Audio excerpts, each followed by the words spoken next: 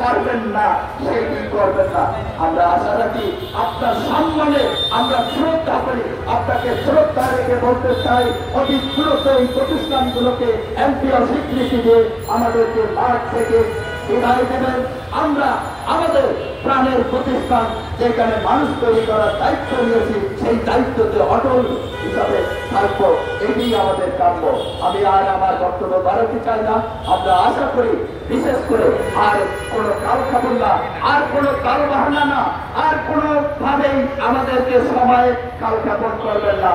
আমরা 15 দিন পার করেছি শুধু সম্মানের দিকে তাকিয়ে, আমরা 15 দিন পার করেছি শান্তিপূর্ণ কর্মসূচিতে। আর আমাদেরকে এগিয়ে দেবেন না যাতে কোন দাবিতে রাজপথ ভরে যায়।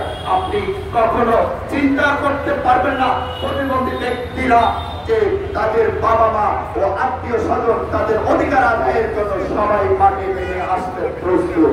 আমরা এখনো শান্তিতে আছি, শান্তিতে বিদায় নিতে চাই।